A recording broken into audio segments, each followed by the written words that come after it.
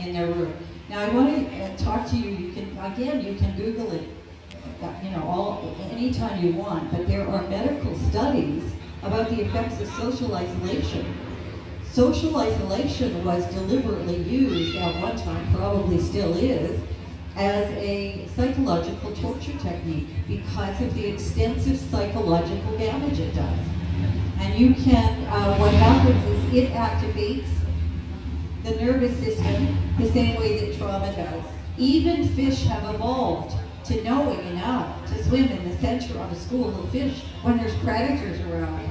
Community and connection is absolutely everything.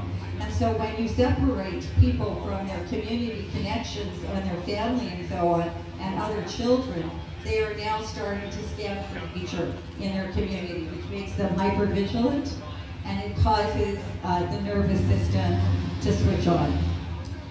Masking, I could go into all of the cons of breathing in CO2. I would just get argued with that, that's not happening. But the point is when children and adults even are looking at a sea of masks, they don't see identity, they only see that which the mask represents, which is a threat to their safety. So we are driving home this fear continuously. There has been some really, I'm going to give you a direct example of this because I found this particularly interesting, and it was a story that somebody had posted on one of the websites. You're going to get this when I tell you. Many of you have probably read it, but she says, if it's a she, here is my story. A new child has joined the neighborhood in the past couple of weeks, and my child has been playing outside with him, as well as usual neighborhood playmates frequently. Tonight I took my child, this child, and another neighborhood child up to the park. After some bike riding, two of the children chose to play in the playground. This new child, who was kindergarten age, began to scream, "How many times do I need to tell you can't play on playgrounds or you will get COVID and die?" He proceeded to yell at them about how dangerous it was to play on the playground, insisting that they only could stand and not touch any equipment, and then began angrily shouting that he was going to call the government and the police on them. The other boys were older and have their own strong personalities and kind of stood strong in the face of this barrage. When he started, the young one started kicking wood chips at them, and the mother opted to bring the other children home. The little one had his own caregiver. She wasn't deserting him. But he was screaming at them, "I hate you," as they were going, "I hate you." Well, interestingly, that child calmly scooted over to their house later, looking to play. Obviously, it was something about playgrounds that set him off. Now, if I had seen that, I'd have said, there's a traumatized child who was triggered by a playground and went directly into fight response. That fight response is in his nervous system, and that's what's making decisions for him at this particular time. It is not his cognitive brain. His sense of safety has been shattered, and the reasoning part of his brain has gone offline and taken a walk. And later on, when he's calmed down, he has no ability to go back and reason whether that response was reasonable or not. Because that's the way trauma works, and it works the same way in adults as well. This is a very typical trauma response and the kind of thing that we're driving our children with. There is endless, I read about one little girl panic attacks. Well, if you are wearing something over your face and nose all the time, I think that that can cause, the anxiety can cause panic attacks. So, and it also can cause PTSD reactions. So, our children are not okay. And I think it's really important that we learn to get every piece of information and our ducks in a row in an appropriate way. And we start hitting people that are above those teachers. Because for the most part, they're going to do as they're told. And, that's kind of how it works. And they need some help. The good news is this, I've been asked to do, I speak a lot, and so I've been asked to do a seminar. I'm going to be doing that seminar for parents, and that's going to be, Priscilla's actually going to send it out, the date and Zoom link to all the parents. Please join in, because this one is actually for the parents that explain to you what trauma is and how your children are being affected by it. But I am now working on some space at Central and Victoria that I can start some programs for the kids and some group interaction. So that's it for today. Good luck to you all, and God bless.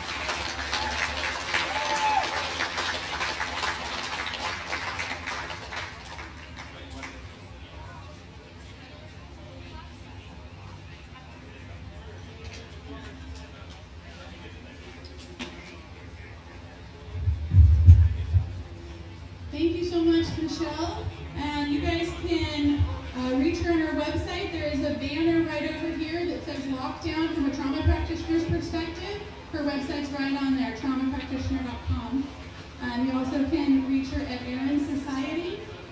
There's lots of great resources with videos, everything like that. And let me hand these to you, Michelle. Michelle. Here are links for the teacher's EPIC codes. If you guys would like to have them to download, she will have those over there and be at the information booth for a few minutes if you have any questions or want to talk with her about anything. So thank you so much, Michelle.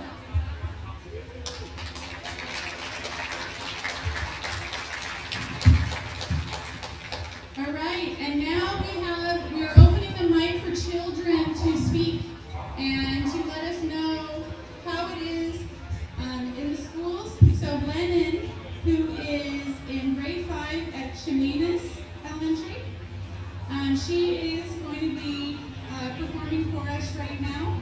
And if there's any students out there, please come on up to the side if you'd like to speak and let us know how it is in the public school systems right now.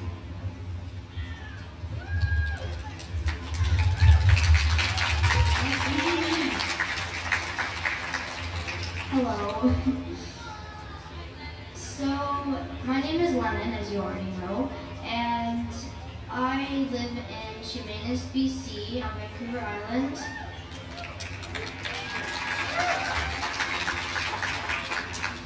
And I think that it's really stupid that most people aren't allowed to sing because apparently it spreads COVID faster. And I was in guides for a little bit, and you're not allowed to sing because it spreads COVID faster. And one of the biggest things we do there is sing. And now they have outdoor meetings, but still you have to wear your mask. So I just decided that I'm not going to go.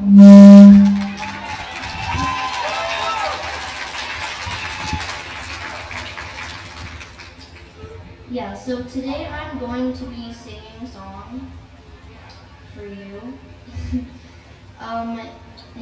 Does anyone know the song Dreams by Fleetwood Mac?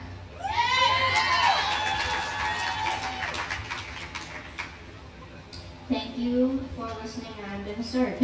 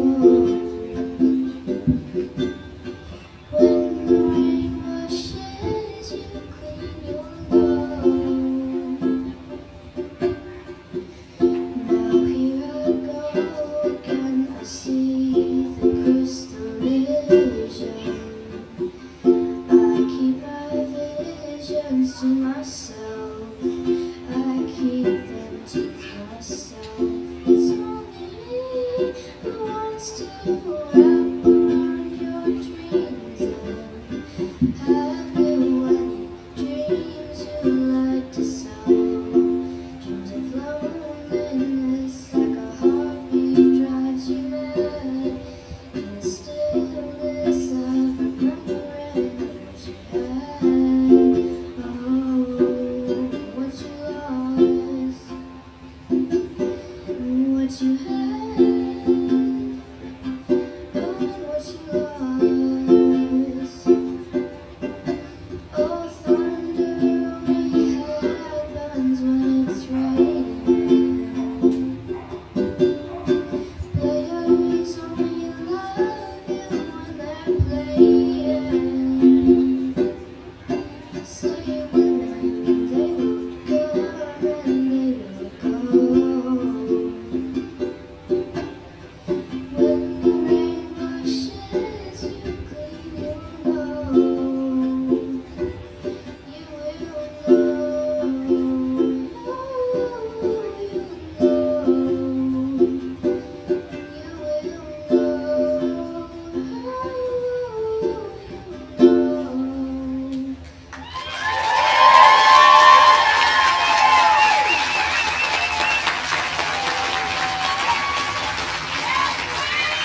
Thank you.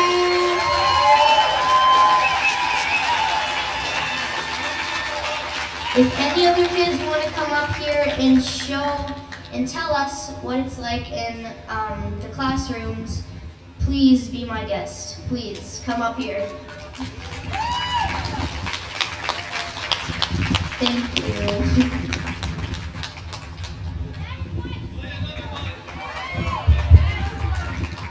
Thank you, Lennon, so much. So are there any other students that would like to express what's going on in the school systems? All right. Well, we want to thank you again so much for coming. There's a little bit of housekeeping that we need to be talking about. There are public washrooms here, and if you just go right up around the parkade, there is a ramp that goes down, and there is men's and women's restrooms right there. If they happen to decide to put the cleaning thing up, just go by it. This is a protest. I don't want to go there. Anyway, thank you all again for coming. The next person that we have coming up is going to be sharing about the Charter of Rights and Freedoms.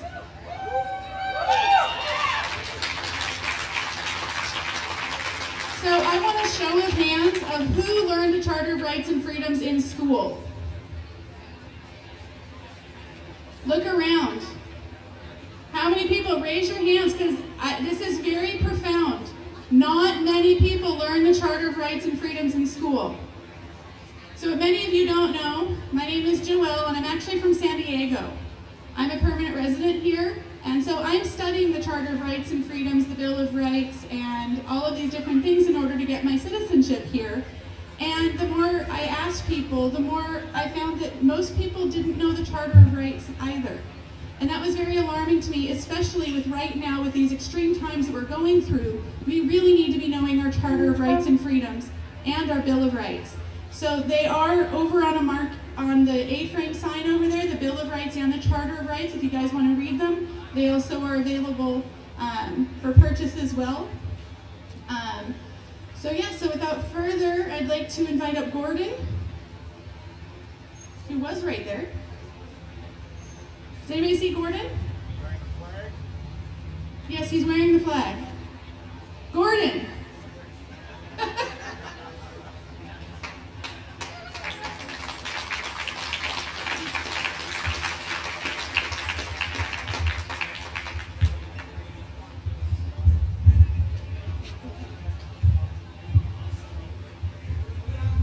Let's do it.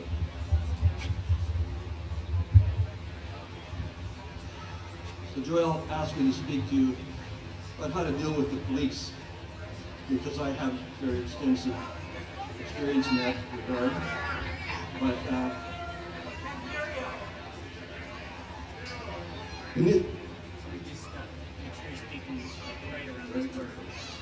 okay, you hear me now?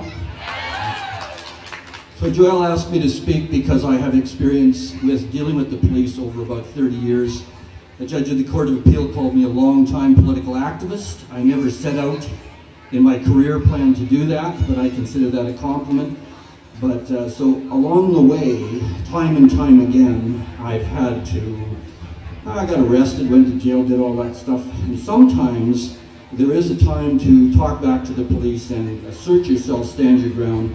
But on this topic, the lockdown, I want you to understand that the police are not our enemy. And when you interact with them, you're not doing anybody any good by jawing away as though they're going to listen to the logic of the lockdown. They're not.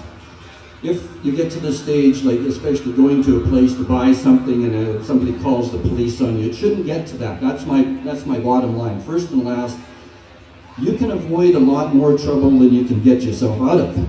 And you don't want to get to that stage. But if it gets to that, because our enemies, meaning John Horgan, Mr. Farnworth, Dix, those people are the face of the enemy. They are at work this very afternoon setting you up for a staged altercation where you come off the bad guy, somebody. So most of the people here, when I look around, I love this crowd. You're just mellow, nice, ordinary Victoria people, good. That's the way it should be. And so, especially, I really look forward to this moment, every Saturday from now on for the summer. This is going to be a breathe easy, autonomous zone. We're going to come down here. I see one mask out of 200 people. That's fine. If you want to wear a mask, that's your business. But meanwhile, we don't want to wear masks, and we're here to witness to that and to convey to the government and everybody else that we're going to try and live life as normal as possible.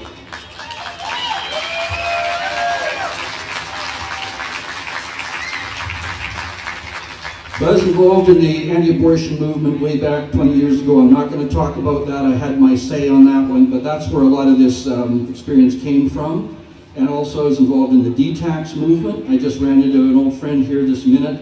This is about the 90s, 2000. We were criticizing the government on income tax. So we didn't have too much interaction with the police, but we did prove in a court of law that the Revenue Canada were at work actively framing us up as domestic terrorists. That's a fact, because, and I got a judge to say that on the record, because we were criticizing the government about public policy. So that's what's going on here now, and a lot of these authentic populist movements such as we are, this is the biggest one in history. I'm 70, this is the biggest thing that's ever happened in my life, and we've got to treat it accordingly. We got to be wise as serpents and harmless as doves. That's what I'm emphasizing here.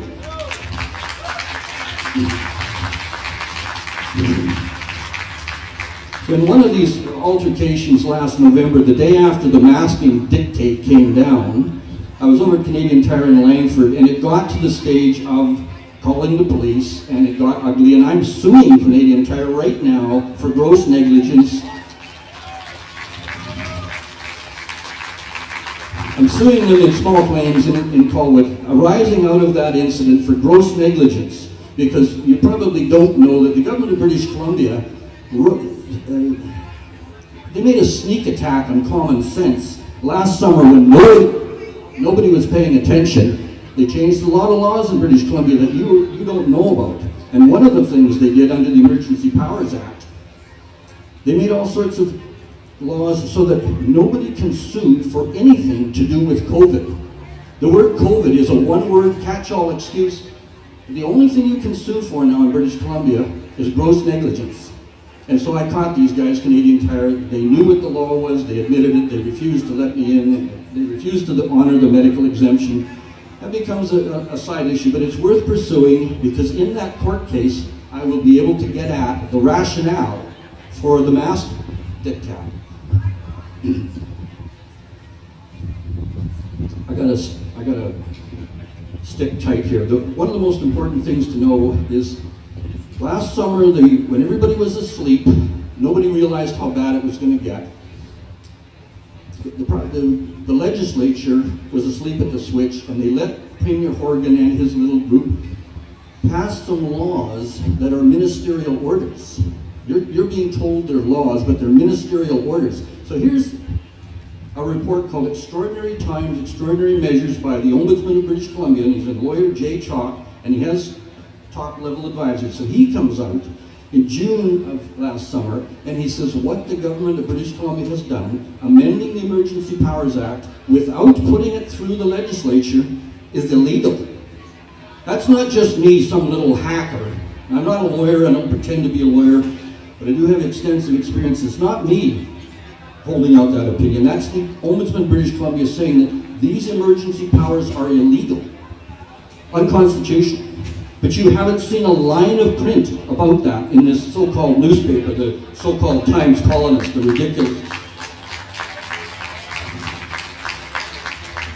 That's part of how the capture of our society has been done. So I'm getting way off topic here to the legality. So when the police are coming around as the enforcers of these illegal, unconstitutional powers and acts, you're not going to talk them out of it. They're not going to listen to reason. When the police show up, and the police in Victoria have been very good to us, and so we want to keep them on side, they are not the problem. And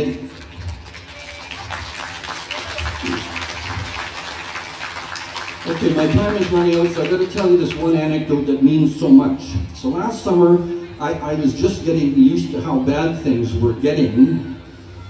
So I was over in Vancouver, September the 13th, huge rally. We didn't know it was going to be that big. It turned out to be a wonderful party, a great big party. I'm so old, I was at the Easter Bee in Stanley Park in 1968, and that's what the feeling was, just peace, love, and good vibes, and people were so happy to see, like just right now, people are so happy to see others that you can fellowship with and hug them, okay? So September the 13th,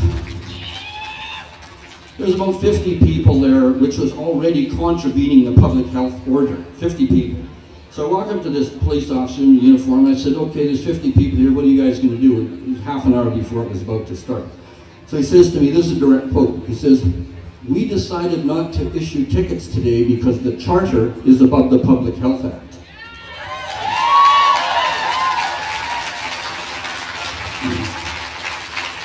So that was Sergeant Roberts, badge number 1928 of Vancouver Police Department. So he's the sergeant commanding officer on the ground, but you can be sure he didn't make that policy decision that moment. That decision was made at the very top of the command structure.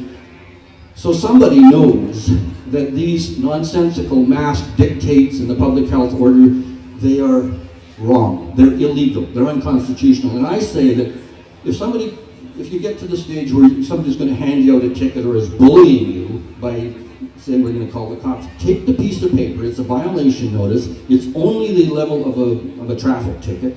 Contest it immediately within 14 days and then get ready to go to court. But these tickets are never going to see the inside of a courtroom.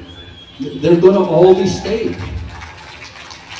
So in Alberta, the Crown is already staying these kind of tickets. So it's bogus, it's part of the theater, it's nonsense. It's actually an abusive process. If the police are issuing tickets to intimidate people for no good reason, knowing that they're never going to come to court, that's an abusive process. That's another story in itself. So I'm going to get off the stage here, but I'll tell you, on February 27th, I was over there again in Vancouver at the big rally. By sheer chance, Sergeant Roberts walks by again, and early in the going, and I said, okay, you guys going to issue tickets today? And he says, we forgot our ticket books at home.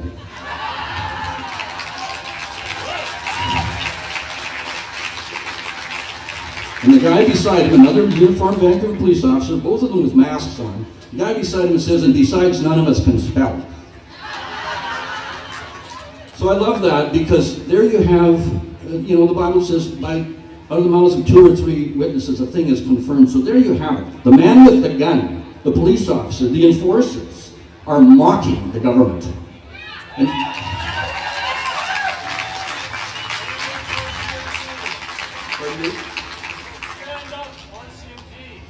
okay, I could go off and preach another sermon about that, and I'm only going to want to say, this man has just raised the point about the RCMP. The RCMP are acting differently than the Vancouver and Victoria City Police.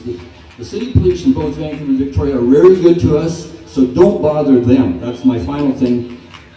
With the RCMP, they're a federal regiment, they're an army regiment, and they are they answer to Ottawa, they're another story. So you'll see the RCMP acting differently than the Vancouver Police, Victoria Police. But in the meantime, I'm going to go and I'm just going to say the police are not our enemy. Okay, see you later.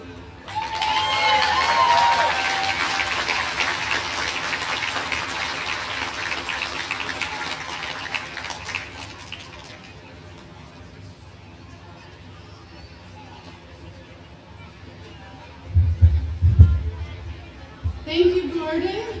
Really appreciate all those stories and just the encouragement of this time that we're going through right now. So if you guys have more questions like for charter rights or for Gordon, he'll be hanging out over at the information table. And there's also information on the Charter of Rights there as well. So now I'd like to introduce Jewel Black to you. I was introduced to her at the Victoria rallies here, but she's actually from Toronto, and she's coming to speak with us and then play a song, or sing a song for us as well. So welcome, Jewel Black. Hi everyone, thank you. Thank you for coming out today. I don't know how many of you are from Victoria, how many of you may have traveled from Up Island, other places. I just want to take a moment and say thank you for your time today. We need people. We need people to come out to these events. It's so imperative at this point in time that we get numbers because we have a message that we need to send. I'm standing here today and I can't even tell you how honored I am to have been invited to say a word. My name is Jewel Black and I am just a Canadian. I stand before you. My background is I'm a waitress. I've been a waitress almost my entire life. Some people don't really think that's much, but I've worked really hard, and I'm really proud of that.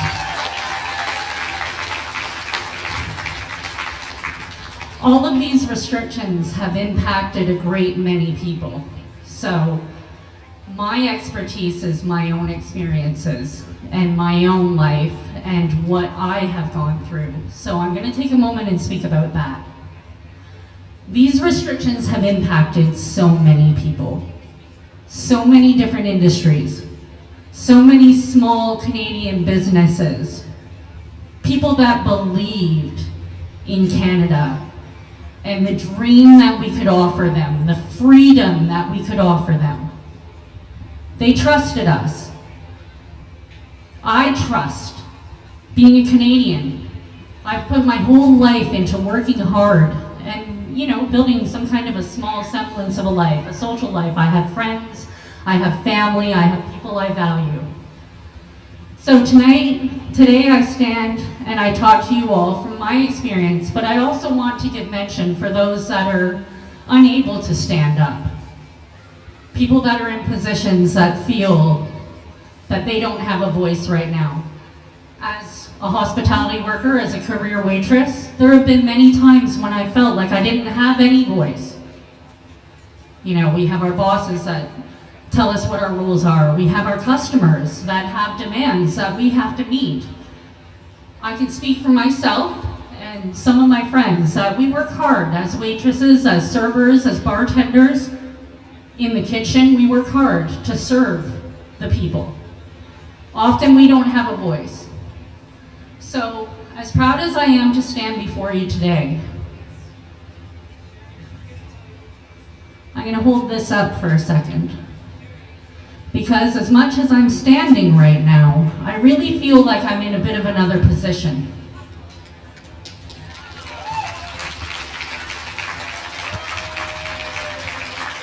So for the remainder of my speech, I'm going to wear this.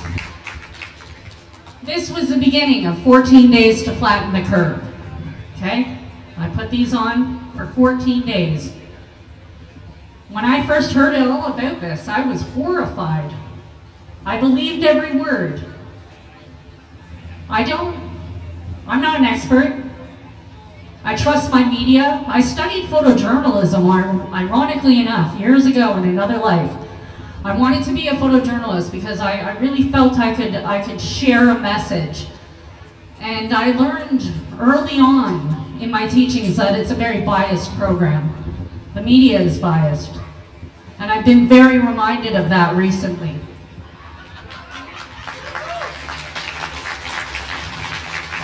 So I've worked my entire life. And the one thing recently that I've found a lot of comfort in, it's always been there my whole life, but with restrictions recently and isolation, I found solace in music. I've built a friend group. I've learned how to play the guitar. I've learned how to play the guitar and sing at the same time, which I never knew was so difficult. And I'm getting better and better. I want to stand up here today and I want to speak on behalf of musicians and people whose lives are being greatly affected by the restrictions that are taking away live music, live theater, performing arts, live dance.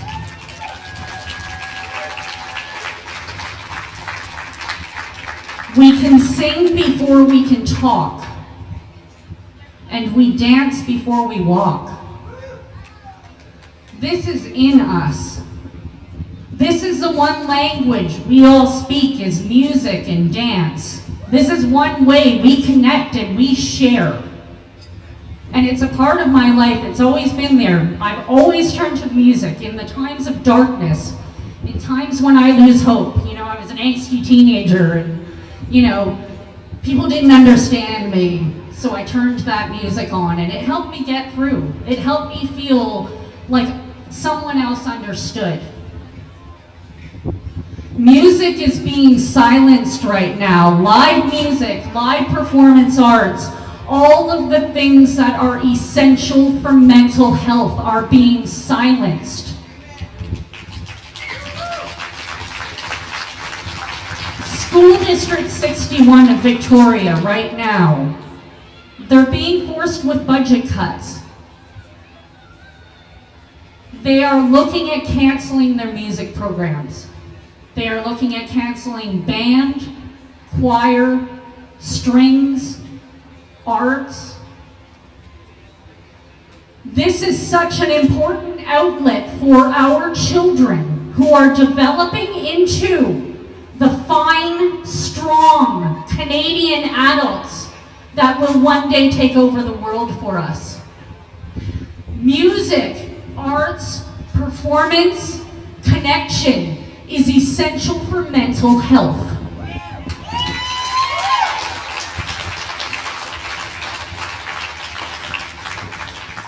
Sadly, addiction rates are skyrocketing. A couple of weeks ago, we lost a 12-year-old girl to a heroin overdose. A 16-year-old boy, frustrated with restrictions, took his own life jumping off of the Goldstream trestle. Suicide rates are climbing. Hopelessness is spreading. We're being isolated, and we are not meant to be isolated. We are social creatures. We need connection.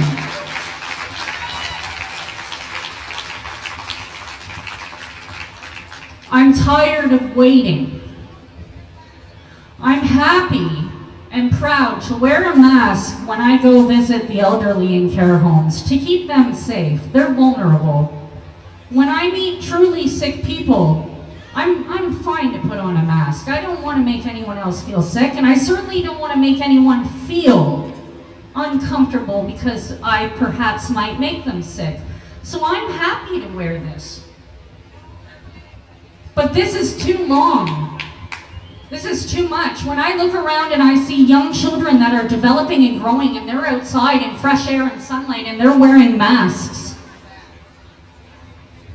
I know that my doctors my entire life taught me that sunlight and oxygen and vegetables, vitamins, social contact, these are all things that create a healthy immune system. We need to be exposed. one message that I would like to focus on is that we need to be exposed. And sometimes being exposed to things is going to make us feel uncomfortable. There's various issues. Various people feel very passionately about different things in their lives. But we need to be exposed to learn and to grow. The other thing we need to learn and grow is the ability to do our own research and to educate ourselves. I don't know how many of you have heard about Bill C-10. Just to give a brief summation, so for those of you who don't know, Bill C-10 is a bill that's being proposed by Justin Trudeau. A lot is going on behind the scenes while we are focusing on health and what everyone else is doing with their lives, while we're all distracted against our wars with each other. Political things are happening behind the scenes, and these things are designed to keep us restrained. Okay? Bill C-10 has been designed to take away the right for individual people to do blogs online, to do videos of their own feelings and their own beliefs, okay? Right now, we are so blessed that we have a library online of information in front of us that we can access at any point in time. If Bill C-10 goes through, that will be censored. And your access to being able to educate yourself from your own chosen choices is going to be taken away from you. It is going to be stripped from you. Now, I learned at a young age, journalism, writing, reading, education is essential. That's why we have libraries. That's why we have built our country on a strong education system so that we can educate ourselves. Men, women, people of color, people come to our country because they believe in this education system. Well, what is it if it's censored? I'm tired of having to bow my head and wear my chains. I've waited. Live music is essential. Theater, performance arts, and connecting is essential. As long as we allow this, we continue to have our restrictions increased. So I beg of you all, please, together, we need to stand and we need to say that we're not going to accept this. We need to lead with love. We need to lead with intellect. We need to know our facts and speak from truth. And we need to do it from a place of love. Because hopelessness is spreading right now. And every life is essential.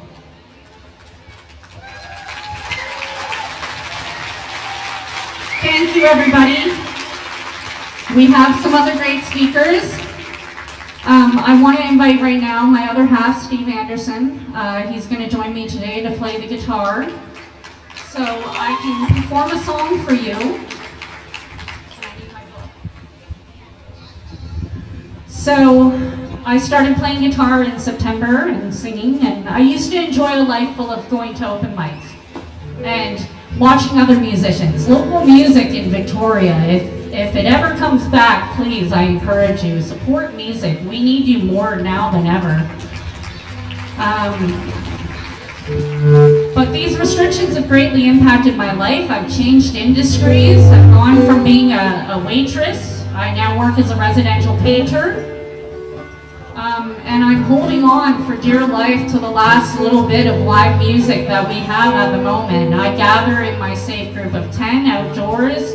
I encourage all my friends and my family to continue to do so, as I hope all of you do. The more we gather, the more we connect, again, collectively, the more it's going to be understood that we're just done. We're done isolating. This is called The End of Your Rope.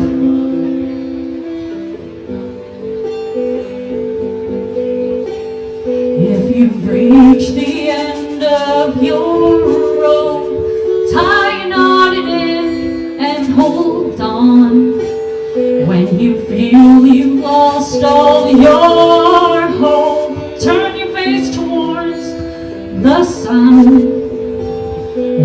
you feel you're losing ground, force a tighter grip and hold on. When you're losing sight of your faith, take a deeper breath and pray. When you're forced into the middle, you've been pushed and then you're pulled. When you feel as though you're breaking and your heart is growing cold. If you're blocked by other shadows and all you need is light, if you wish that you weren't sinking, baby, hold on tight. If you've reached the end of your rope, tie a knot in it and hold on. When your past won't let you go, that moment's over, past is gone. If you're caught within those swells, just take a deeper breath and swim on. When you're drowning inside your fears, know you're not alone, I'm right here. When you're forced into the middle, you've been pushed and then you're pulled, and you feel as though you're breaking and your heart is growing cold. When you're blocked by other shadows and all you need is light, when you wish that you weren't sinking, please just hold on tight. If you've reached the end of your rope, tie a knot in it and hold on. Thank you for listening.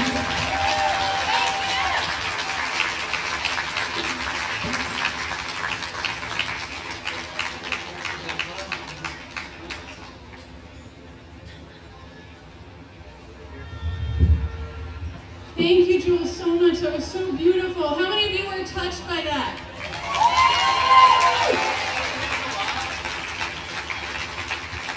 So yes, so many industries have been hit so hard.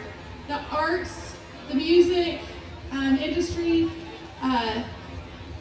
the service industry within, I can't remember, sorry, help me out here, for restaurants,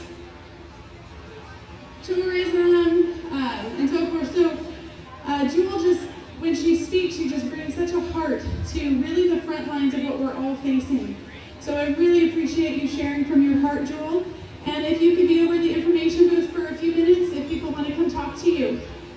Thank you. All right. So who's having fun? Woo! And who's learning something? Who has learned something?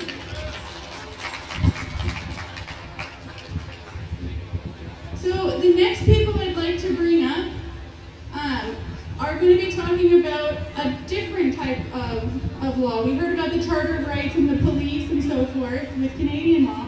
Now we're going to have people that are going to come and speak on common law. So we have a group, we have two people from Arbutus Nation, Peter and Richard. And we also have the owners of Shakalaka, Dick and Yoda.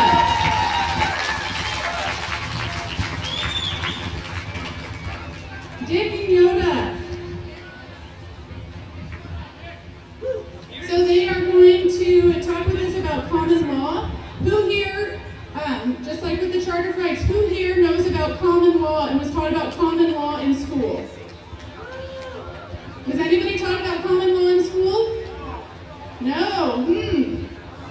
That's something to take note of. What is missing from our education? So who here has taken it upon themselves to study common law? That's awesome. Amazing. Look at those hands around. So I'm going to hand over the mics to some professionals here that have been on the front lines this last week fighting in the court on behalf of Shakalaka. And that is Peter, and then we're going to have him speak after Richard speaks, giving us an overview of common law. We also have some flyers over at the information table. and they will be available after they speak for a few minutes for anybody who has questions. Thank you. Hi everybody, it's good to see you all here. This is for Gray and Gavin, this is for all the families and children, and all the people here gathered today. It's really nice. Everybody's standing for freedom. Down here? Here, I'll lift it up a little. Is that better? Okay. Yeah, so we're here to speak about law, among other things. Law is an acronym, land, air, water. There's also an S for soil. We're people, living, breathing people. We live on the soil and the land. That's where common law is. All right? Common law is a higher jurisdiction than maritime admiralty law, which is the law of this corporation that calls itself Canada. Canada is a corporation masquerading as a country. Okay? And it is under maritime admiralty law, and maritime admiralty law is where we all exist on paper. It's all form, there's no substance. So that's how we're seeing, that's why we're seeing today what's happening with these protocols, with the trampling of our human rights and freedoms. Those don't exist in maritime admiralty law. Maritime admiralty law is derived from the Roman canon. Roman canon has presumptions of law. Everything you think about the law is the opposite in the Roman canon. So if you think you have rights in the court, there's a presumption. They don't speak this because it's in the Roman canon, but all the courts are based on the Roman canon law. The judges are black-robed priests of Roman canon. And only the bar members have rights under that law. Okay, and you're not part of it. None of us are part of the bar. Maybe some people here are. And thank you for coming if you are, because we need more bar members to be awake and aware of what's going on and creating change. Another one is innocent until proven guilty. No, you're guilty until proven innocent. It's in the presumptions of the canon, and there's lots of these things. So that's where common law is very useful, and learning how common law works. Common law is quite simple. The problem is there are many forms of common law. When I refer to common law, I'm talking about land common law. Okay, there's British common law. That's one of the most recognized ones. The United States common law. British common law, that applies to British subjects. Most people talk about the Magna Carta of 1215, Article 61. Now, we used to be British subjects here in Canada, but that ended in 1983. So now we're not. Magna Carta doesn't apply at all. The other one, United States common law, that applies to the United States. Now, people can use common law in Canada successfully. It has happened. It's either a matter of luck. Some judges, I have suspicions about why they will accept common law on occasion. It's very rare. There's a lot of common law cases coming about right now in Canada. People are trying, and God bless them for trying. We've got Christopher James, who's got many ongoing common law applications. It's very hard to get those heard, because the problem is we can't be heard or seen. The living cannot commingle with the dead. We're considered abandoned or lost at sea from the time we turn 18. We're lost at sea, we're dead, we're legal fictions. And there's a conversion that happens when we're born. All of our certificate of live birth is placed into a trust. And we're given a birth certificate. And from that point on, we're considered the legal fiction, which is just a name on paper on that birth certificate. So we're not seen as living and breathing people. And we don't have rights. Nobody in a corporation has rights because there are no people. They're all paper. Everything's paper. They're officers of the corporation, the police officers, the judges, the politicians, everybody involved in that whole corporate structure follows a particular set of rules, and they're very cleverly designed to keep out the living, breathing people. So that's why common law is so powerful, because once we can establish common law, we have actual rights and freedoms. Now, common law is derived from natural law. Okay, and that's where all our freedoms come from. They're immutable. They can't be taken from us. They're granted to us through creation.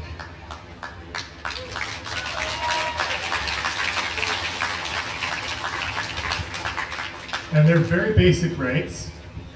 We have the right to have a family. We have the right to travel freely. We have the right to gather. We have the right to speak. We have the right to breathe. We have the right to eat and drink what we choose, to put into our bodies what we want. We can control our own health choices. All of these things are protected under common law. But you notice, under maritime admiralty law, they're not, because they can't see us. They don't see common law. All right? So what we're doing is we've created a method of incorporating common law into the lives of people that will work by separating the jurisdictions, because they're sure not going to relinquish their control. We're going to take it. One way you can take it is not consenting. Never consent. They require our consent. So we're not going to do that. Another way is if we have millions of people who live in Canada, and I don't consider myself a part of Canada or a citizen or a resident or a driver or an employee or any of that, because those are all parts of adhesion contracts. They all joiner you to this maritime admiralty structure. They're words that they use against you. Consider yourself a living man or woman.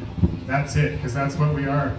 We're not all these fictional words. We're not legal fictions. We're not legal persons.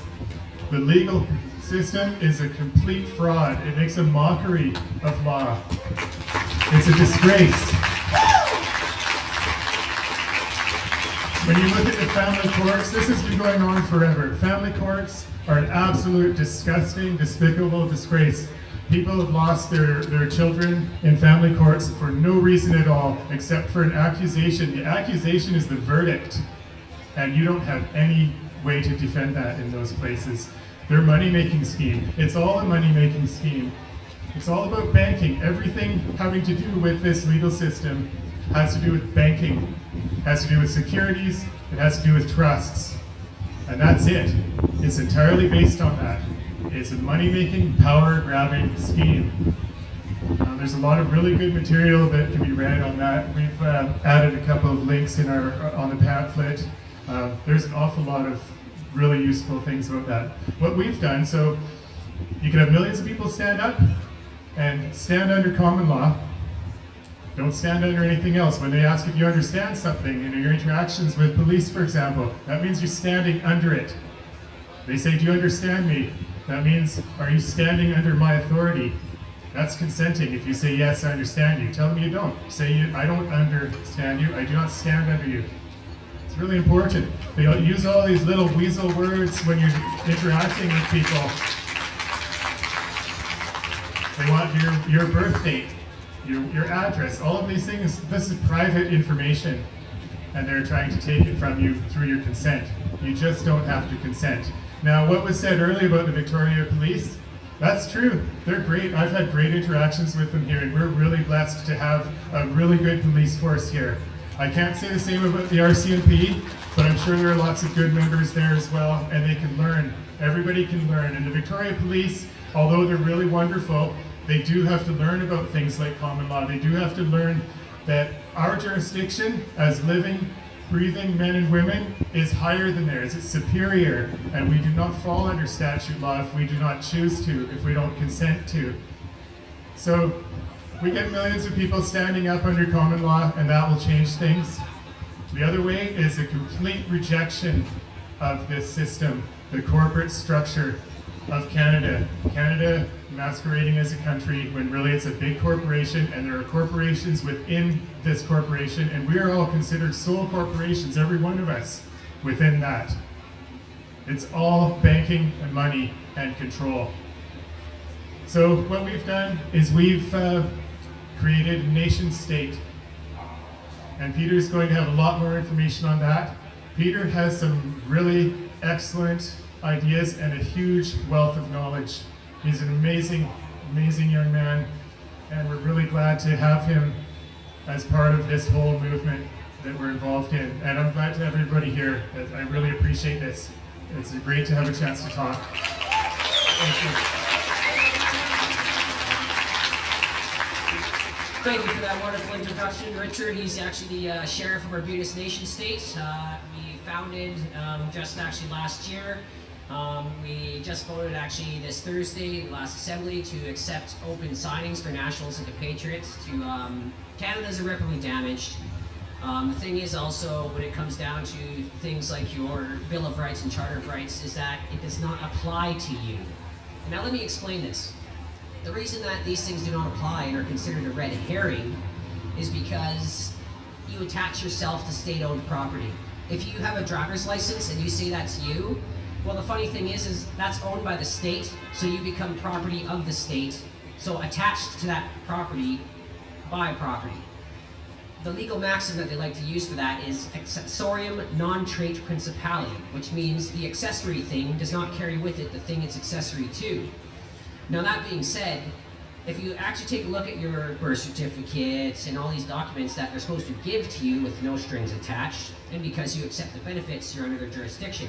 So if you look at this, your driver's license and everything, first of all, it says certified extract. That's a copy. You do not have the original. The next thing it says is it's owned by the province. So if you represent yourself as that, you are no longer Canadian nor a citizen. It's right in the regulations. The service agreement between ICBC and the Public Safety and Solicitor General, 2003, specifically states in there that, and I quote, this is ICBC talking, once our agreements are signed, the client, aka citizen, is redesignated to a driver, and their conveyance is redesignated to a vehicle. You look at the income tax. You look at the income tax regulations, and it states there that once you fill the TD1 form, which is an adhesion contract, and then you file that year, then you're in their jurisdiction. And the reason being, not only because it's a adhesion contract, is right in the income tax regulations, it states that once the citizen signs our contract, they are redesignated to a taxpayer. So you're actually no longer a citizen, you're a Canadian. And that's the thing, is the Charter of Rights and the Bill of Rights only belong to Canadians. So if you're not designated as a Canadian and you're redesignated as a driver, taxpayer, or provincial property, then the Bill and Charter of Rights mean nothing. And that's why they can get away with these things, is because they know that you use their property to represent yourself. The legal maxim plays in, and they don't like to tell you about it.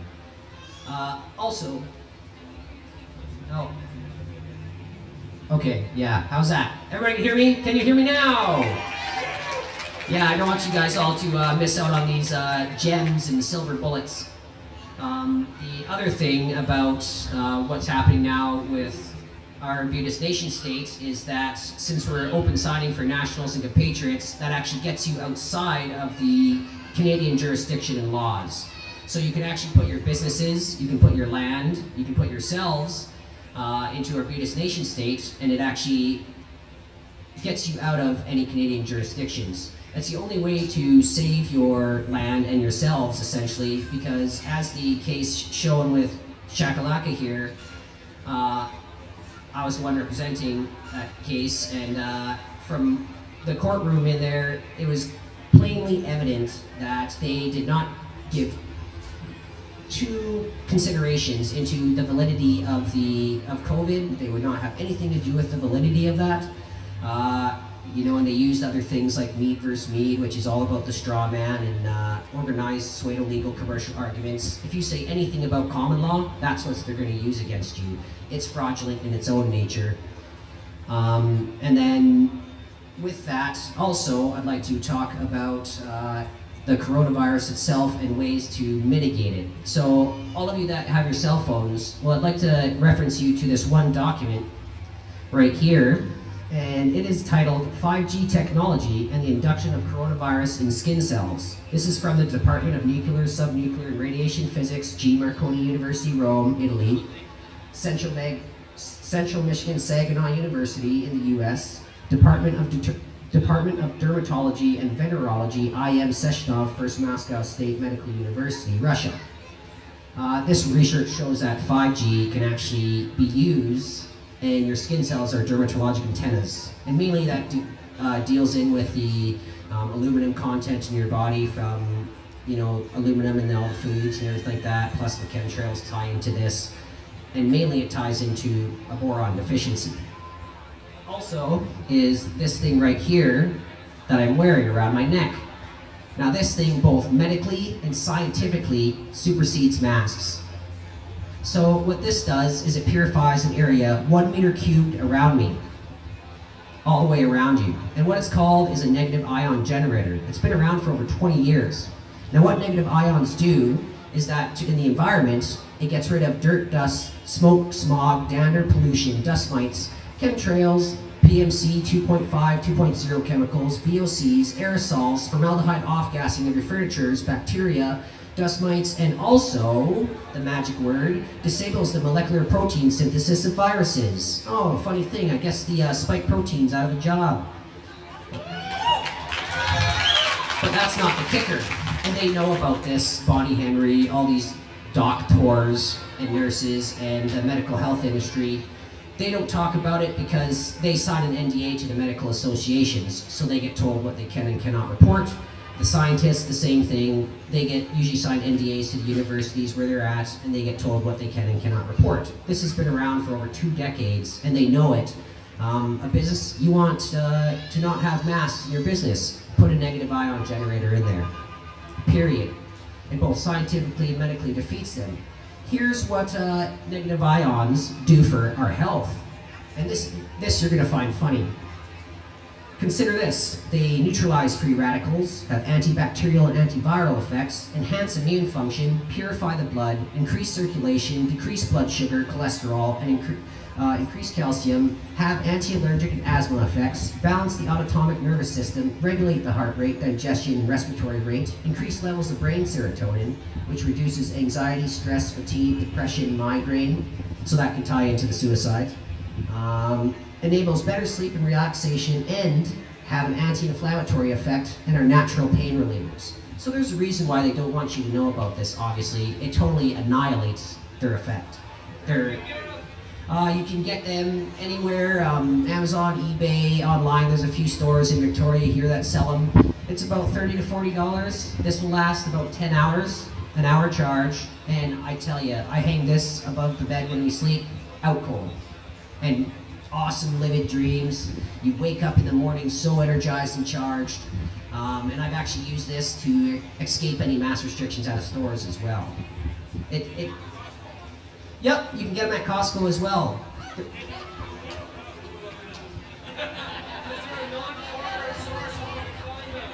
Well, the thing is that, a lot of people, when you say Amazon, they say, oh, Jeff Bezos. Well, he's not in the picture anymore. The U.S. military actually took over Amazon and eBay.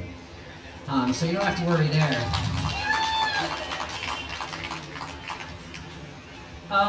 Some of them can last up to 64 hours on a charge. Oh, with these wearable ones, as long as you're careful and you don't drop them too many times or immerse them in water, they'll last forever. So there's no actual moving parts or anything like that. And it does wonderfuls. Even out here amongst the hazy chemtrail vapors and everything, I can tell a difference. Even just standing here, I can tell the difference of everything that's going on here. But yes, so if you would like to be interested in joining Arbutus Nation State, which is the part of the Islands of Light forming, and is the new thing to get out of Canada and the province, because obviously it's not going to get any better, and it won't because it's irreparably damaged, then look up the ANSA, A-N-S-A, the ANSA.com, .org for the website, and the ANSA.org for the website. It's being partly under construction. There's information out there. It's always being added. And then if you would like to contact us for an appointment to get your IDs and join Arbutus Nation State, because we can do everything from declarations of live birth, issuing IDs, any type of declaration, doing notarizations. I'm actually the public notary for Arbutus Nation State. Richard here is the sheriff. We do have some Arbutus Nation State members right there and over there. Hey, how's it going? Thank you for coming out. I appreciate the support. And with that, if you'd like to do an appointment, please email us at theansa@protonmail.com. And we have a saying in Arbutus Nation State is that if you're tired of the government cancer, join ANSA. Thank you, everybody. I appreciate it. Thank you very much. Coming up next is Dick Leota from Chakalaka. It was amazing, absolutely amazing. You gotta listen to these guys about the story. The court case was pretty wild. Here's Dick and Yoda. Please give him a big round of applause.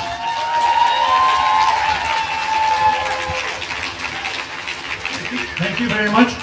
I'm Dick, and this is Yoda. Yeah, we've been through a few bend in the road. I meet a lot of people in here. They're telling me we're heroes. Well, we're not. The people that support us and the people who are behind us and the people who has been helping us, they're the heroes. They're the ones that keep us going. I really appreciate Richard and Peter talking about common law. I feel that that's the way out. Don't ever answer to a person because you're not person. Person brings you back to their system and you don't want to be there. You're men and women, and that's what we are. As soon as you start talking, because we're used and we're brainwashed, telling or seeing ourselves like person, we're not. So never use the term. Soon you use it, you're into their system. Common law can do wonder things if we stay together. The courthouse belonged to us, not to the Black Robe. And it's time for us to take it back, and our life will be a lot better. And it can start even with your land. You think you own land? You don't. But there might be a way. Some friends of mine and myself are working on it, where you get your land back. We don't want our land to belong to a group of people that's going to tell you what to do with it. We have enough of that. So we have to stand together. Thank you for everybody that supported us, either physically, mentally, and in spirit. Thank you very much, and I hope we can go ahead with all the good people that we found along the way. I like yourself, we lost a lot of friends, we lost some families, and this damage is really will be very hard to repair again, because like in the restaurant, it's a division. It's the mass against the non-mass. We have people calling us like daily. We have to unplug our phone because we're murderers, we're killers, and we're all those people. And they want us to wake up. The mass people, want us to wake up. Waking up is death. There's no other way. So we have to stick together. Thank you. I don't think I can talk too long because there's a group of people behind me. So thank you again for everybody that supported us.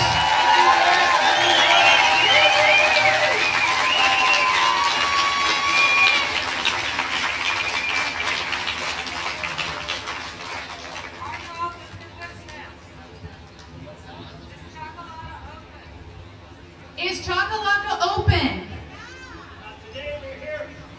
So, they actually were supposed to open today, and they chose to come here instead to be in support. So thank you very much, and please. I don't like standing on my tippy toes.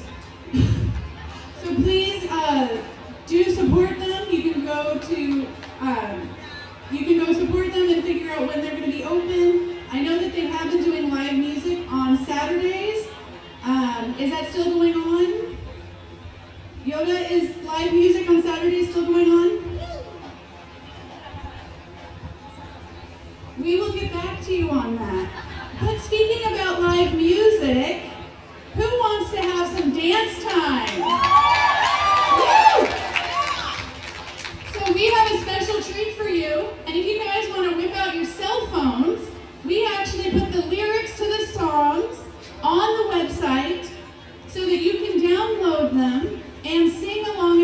happen to not know the lyrics.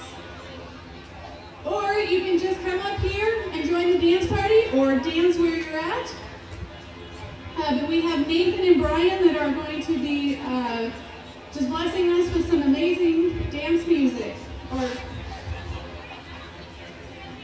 Freedom songs. freedom songs, there we go. Sorry, freedom songs. So while they finish setting up here, I'm going to let you know about an amazing thing that happened a few weeks ago. If you guys notice, there is a big display here. In the shape of a star is actually a 20-foot display of the Nuremberg codes. Who here has heard of the Nuremberg codes? That is the biggest show of hands yet. Wow.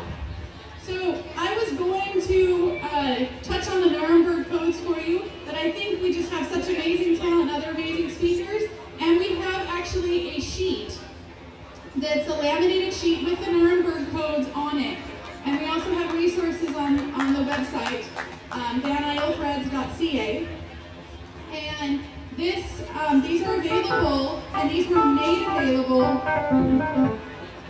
from a significant donation. Somebody wanted the Nuremberg codes to be taught and have them in everybody's hands. So we have 150. Yes, can we give them a round of applause? He wants to win an audience. I'll try not to look in his direction. You rock. Yes, thank you. So if you guys want to look at the codes, they're written out right there. They also are on the laminated cards, and like I said, we have 150 of them, so please just take one for your family and for your group. And on the other side it says, Grandpa, please, I need you to stand up for me. And how true is that? Right now we need to stand up for what's happening for the generations. All right, so they are finishing wrapping up. So for the newcomers, have the people that have their ribbons, have they let the newcomers know what these ribbons are about? So the ribbons are for each location on Vancouver Island. The red is for the people that are the rally warriors in the greater Victoria area. So Sydney, Souk are included in that. The green ones are for the people in the location of Powhatan Valley. So Duncan and surrounding areas. Then we have blue that are Nanaimo.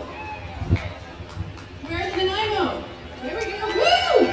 So if you are in Nanaimo and you haven't gotten your blue ribbon yet, go up to the information booth and grab your blue ribbon. We'd like to say thank you for being a rally warrior. And also to be able to connect with other people with blue ribbons so that you guys can, we just want to be able to unify the island just a little bit more. And then purple is for,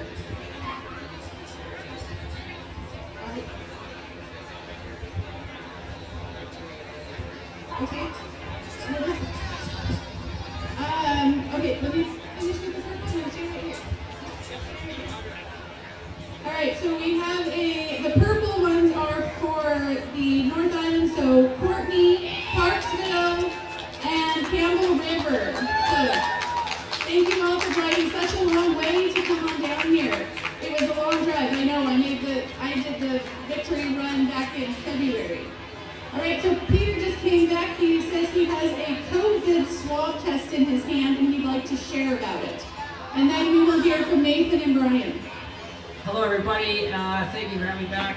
In my hand here, I happen to have a PCR test for COVID. Now let me just read what's on the top of it. So first it's an e-swab, and it states, collection and preservation of aerobic, anaerobic, and fastidious bacteria. Oh, isn't that funny? I thought they were testing for a virus. Oh, well right here, and this is actually going to be used as evidence in court. Is that it states it's specifically for bacteria.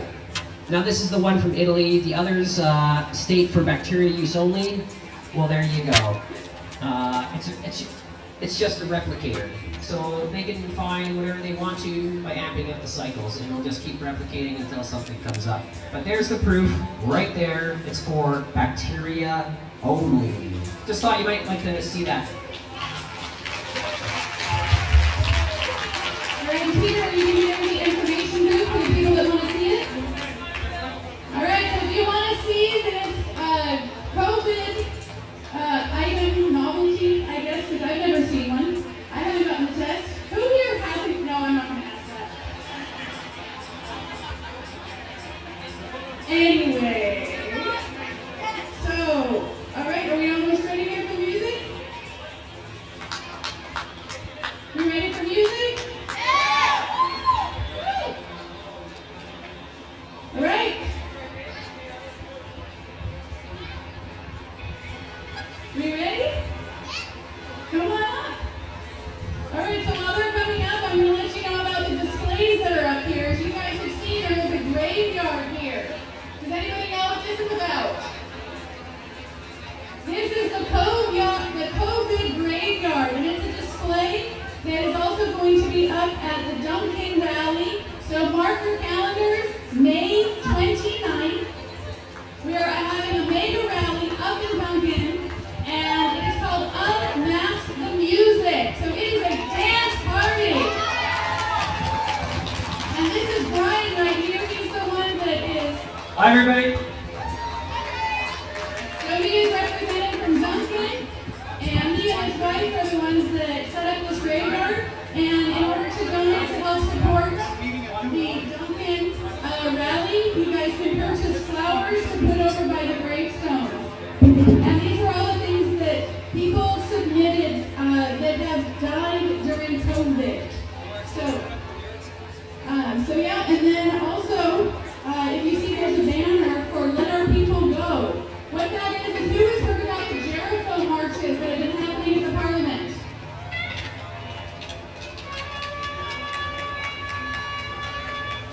Yes, so what Lawrence is blowing there is called a shofar.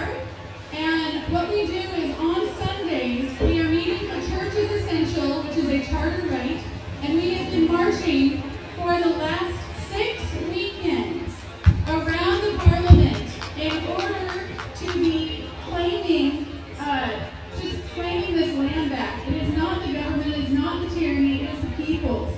And we are claiming it back in the name of the Lord. Yes, we are taking it back. And we really feel that it's time to let the people go. It's time to let them worship. Open the churches and let us worship. So that's what Sunday is about. So tomorrow is significant. Because not only do we have the worldwide rally today, but tomorrow we have the Jericho March, which is number 7. Which means on the 7th day, they march 7 times around Jericho. And then they let out a huge horn blast and shout, and the walls came tumbling down. So it's very significant. So tomorrow we are meeting at 11 o'clock at the Parliament to march 7 times around the Parliament in a declaration of taking the government back and declaring that it is the Lord's. So anybody that wants to join us in that, please join us tomorrow at the Parliament. And yeah, and I think we are ready to go. So give it up for the Duncan team, Nathan and Brian and Laura, and a few people I don't know the names of. Thank you all for coming. Oh, the lyrics. VanIsleFreds.ca. VanIsleFreds.ca.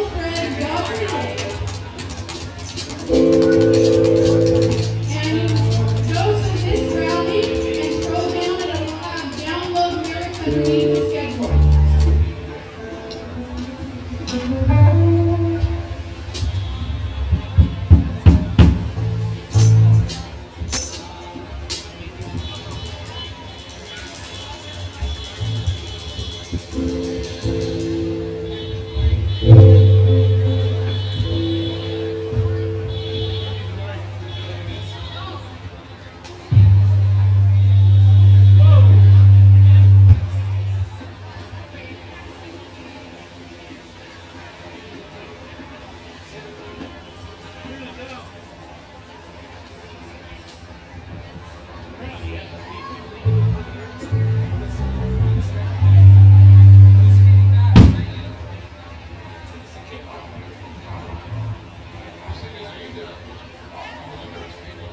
Yeah, but get away from us.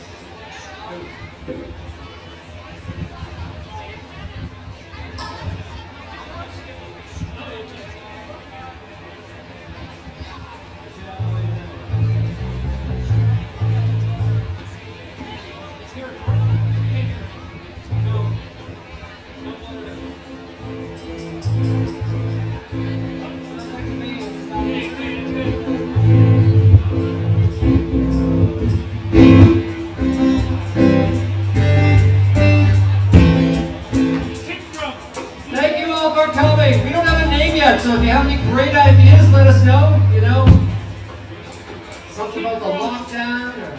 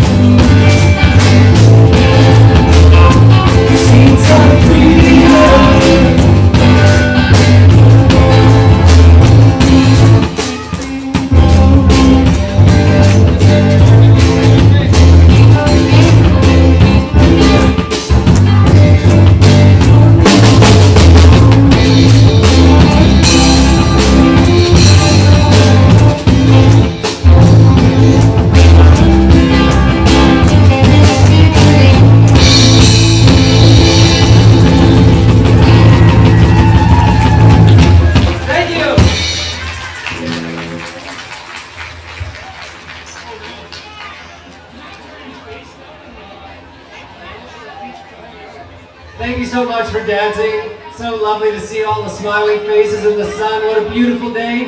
Thank you for coming.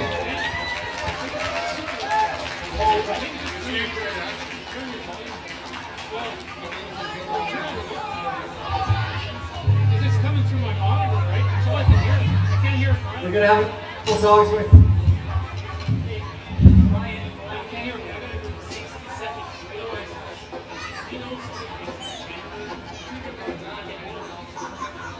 Give us a moment. We've got a little bit of a technical issue, the generator, I think, but we'll be. It's kind of cutting in and out here, but we're gonna get it sorted. We'll just do a little jam here for a second.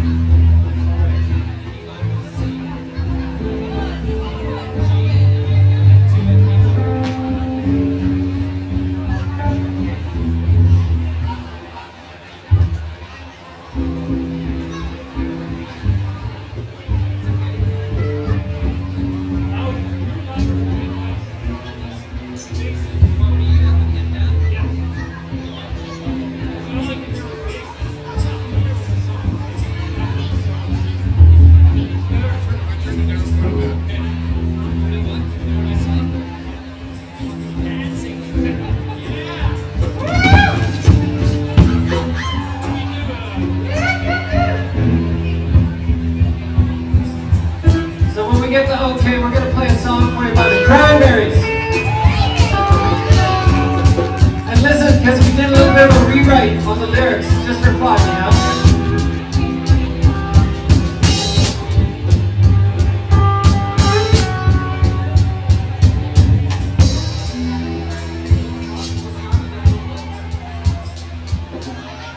So we're gonna do the acoustic, just slowly. Okay, look at the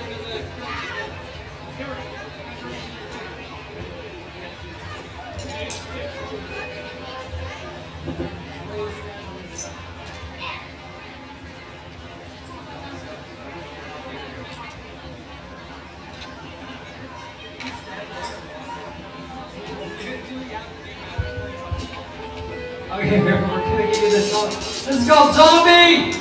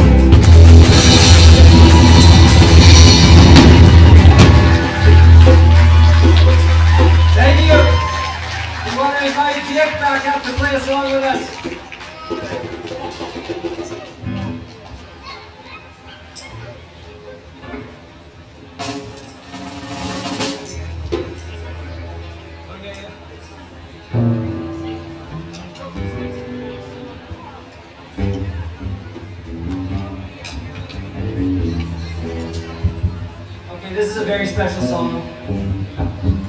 It's called Stand By Me. Sing along, please.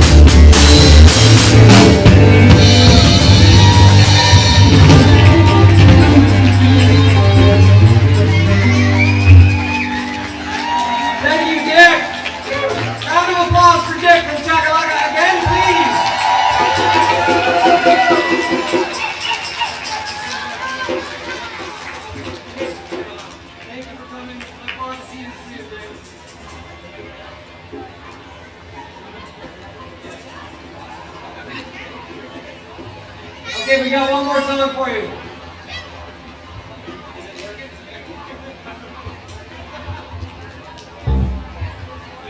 You're gonna love this one.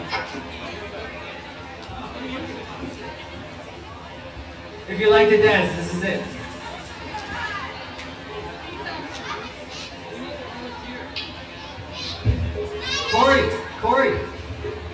with the hula hoop. Cora, could you come and join us for a moment? Please? Come on, people. Let's give Cora a round of applause. She got a volunteer. Woo-hoo!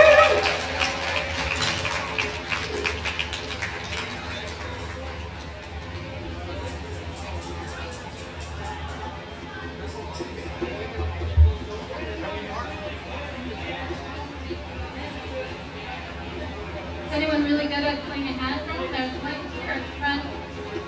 All the light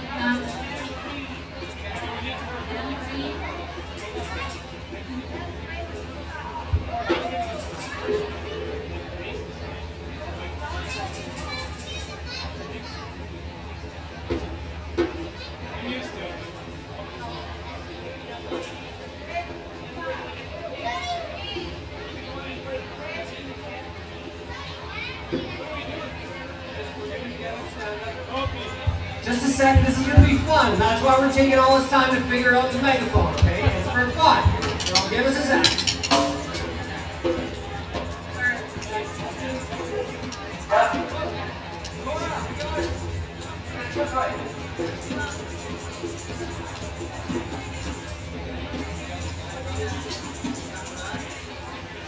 Okay, she's coming back. Here we go. Get ready.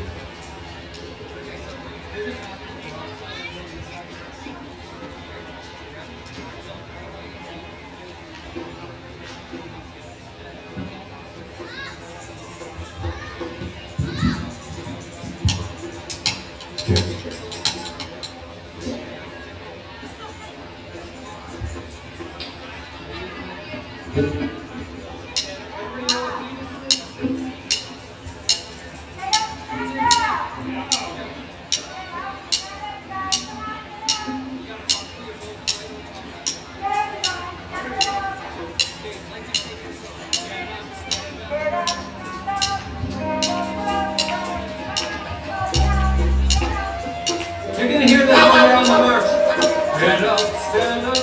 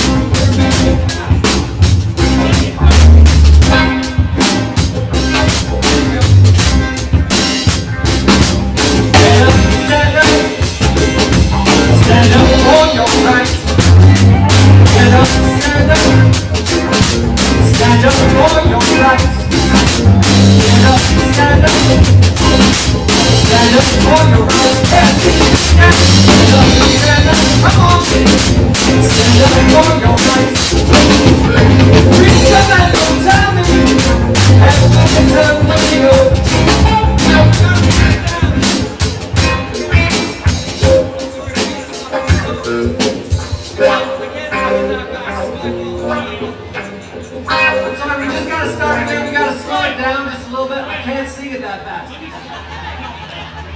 There we go.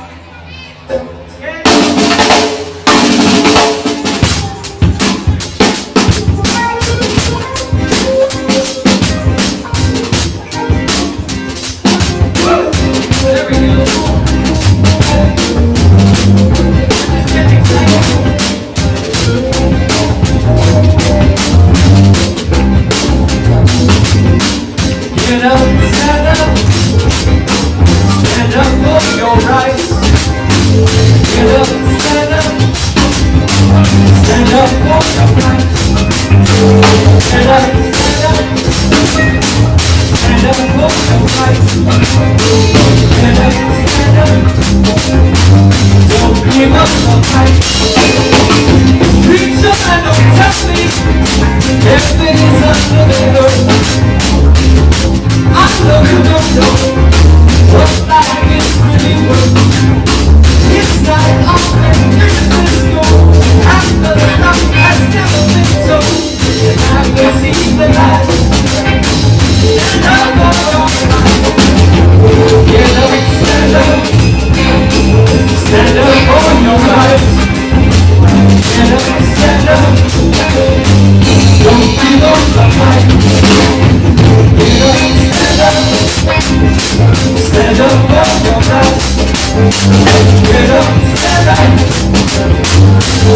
give up the fight.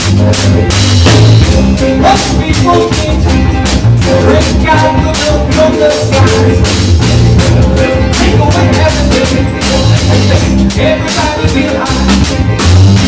But if you know what life is worth, you will not go your life. Now you see the light. Stand up for right. Stand up, stand up. Stand up for your right. Stand up, stand up. Don't give up the fight. Life is your life. Stand up, stand up for your right. Come on, stand up, stand up. Don't give up the fight. Sweet get tired of it, Jesus get paid. I'm going to heaven, Jesus gets paid. We know, we understand. Almighty God is understanding. To some people sometimes, but you can't fool all the people all the time. Now we see the light, and we can all stand up for our fight. Stand up, stand up. Stand up for your rights. Stand up, stand up. Don't give up the fight. Sing for the stand. Get up, stand up. Come on now. Stand up for your rights. Get up, stand up. Don't give up the fight.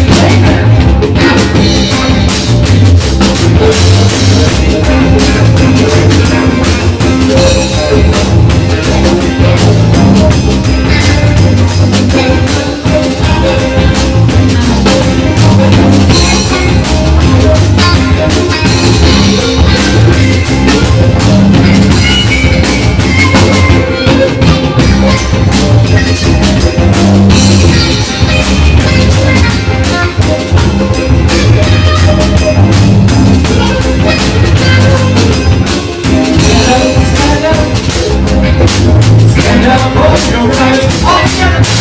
Stand up, stand up. Don't give up the fight. One more time. Stand up, stand up. One more time. Stand up for your rights. Stand up, stand up. Don't give up the fight. Stand up, stand up. Stand up for your rights. Stand up, stand up. Don't give up the fight. Stand up, stand up. Stand up for your rights. Stand up, stand up. Don't give up the fight. Don't give up the fight. Thank you so much. Thank you. Thank you. Have a wonderful day. We'll see you on the march.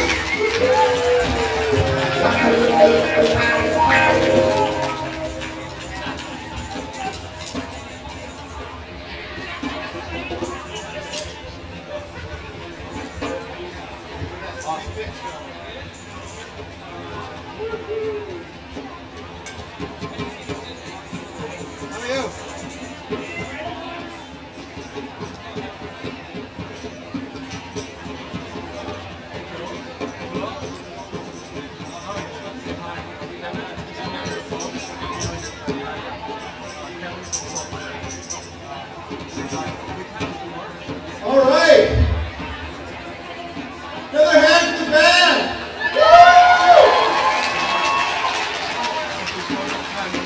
Thank you. We need live music.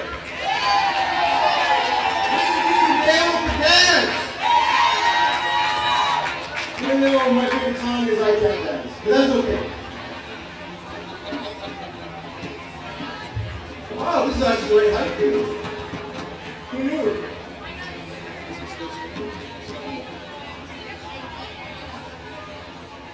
So for those who don't know me, my name is Tyler Orton. I am the other half of the better half of her. And I wanted to recognize and give a big thanks to everybody who came today. Give yourselves a hand.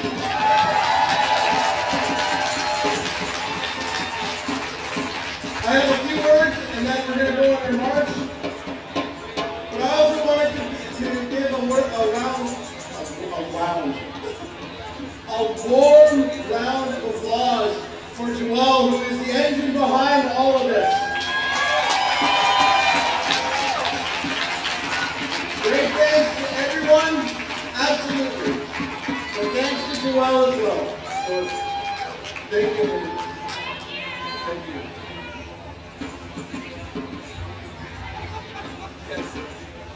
Okay. So this is Worldwide Rally number 2.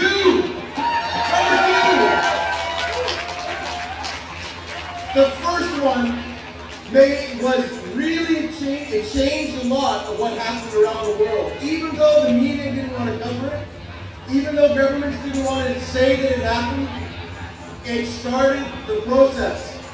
And that's what we're here to do, is to continue this process, right? That's why we're here. How many went to that first one? Here or elsewhere? Alright, there's a few. Awesome. How many saw the documentary that was made? Right? Yeah? That documentary was pretty good, wasn't it? Yeah, it was really good. Yeah.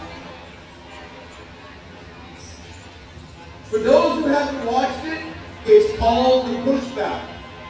And it's really worth looking at and sharing with people, because it will help them understand a little bit more about why we do this and what we're trying to accomplish. So one of the main purposes of this rally, that was really good. One of the main purposes of this rally was to help gather us together so that we could have some education and knowledge about what's going on. Do you guys have a little more knowledge? Yeah? Has it been worthwhile so far? If nothing else, it gets us out to be with one another, and there's power in that. Right? How many have felt alone over these months? Oh man, right? My wife and I, we thought we're the only ones who think like this, until we started coming up to a rally, and then we're like, you mean there's more of us? More? And the more we're able to stick together, the stronger we are. Right? That's right. Now, one of the problems that we come across is that it seems like people are taking a really long time to become awake. It's air drumming. And it's taking some people a really long time. But we want them to become more awake, right? That's what we want. We want people to wake up to what's happening. We want them to be able to make informed, real decisions, and to be able to actually do something and stand up to this tyranny. That's what we want. And it's crazy, because we can give people evidence about what's happening. We can tell them, and they look at us and they go, I don't believe you. I don't understand. Yeah, you're crazy. You're like, what are you talking about? Why does it take people so long to wake up? They're sleeping, but why? Because they're tired. Exactly, well said. So, what I took the time to do is I took some time to sit down and think about, why is it that people are asleep? Why do they want to stay asleep? Because that frustrates me. Really frustrates me. Yeah, I'm sure it frustrates some of you. Yeah, there's a lot of this. So, I started writing this down because if I can give you a little bit of some ideas as to why people are still asleep, maybe we can help them.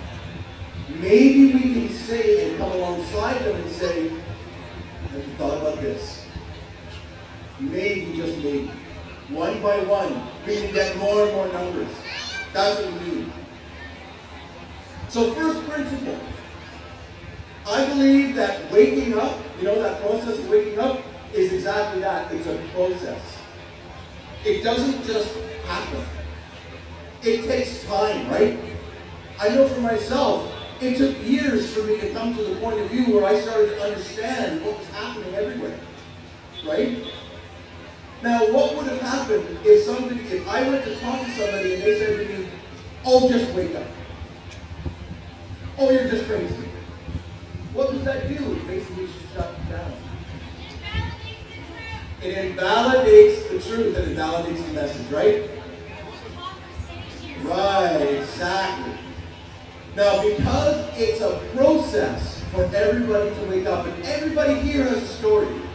Every one of us has taken time and has experiences that tell us that we need to wake up to what's happening, right?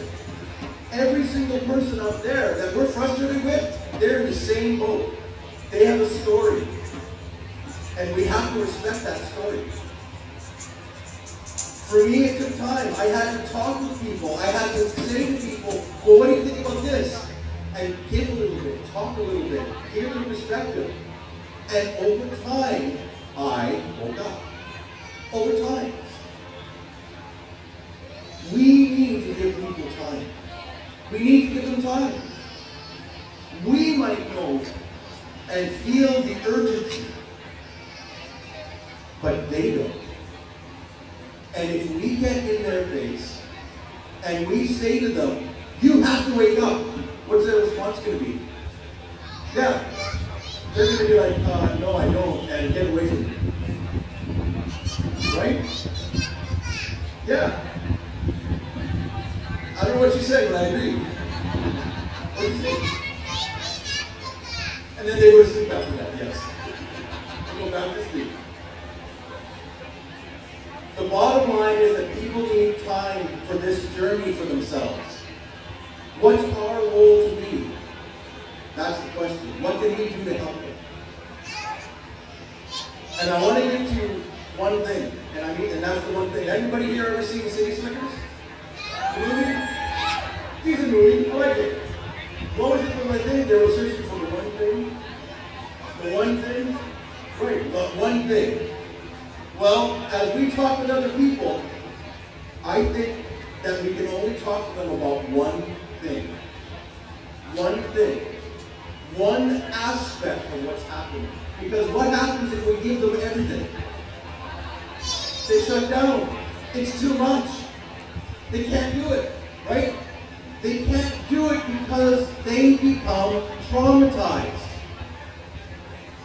We can't shatter their view of reality and expect them to function. How long did it take us to wake up? It takes them that long as well. You sleepwalk sometimes. Wow. So, my sister used to sleepwalk. We had to put her to the other side of the tent. Principle number 2. How we deliver our message to people affects their ability to hear us, right? How we say it. What was that?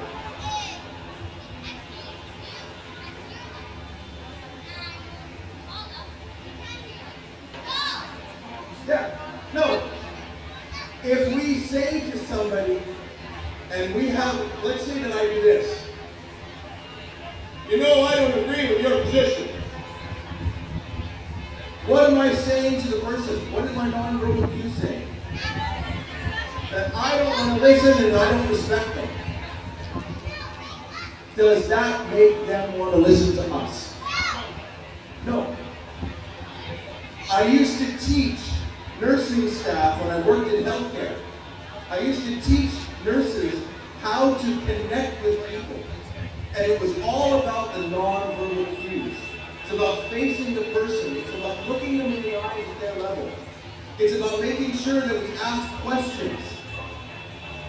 That's what we need to do to help people's hearts be open. If we invalidate our message by how we act, we become the bad guys. We become the ones that are the COVIDians. Right? We lose our right to speak.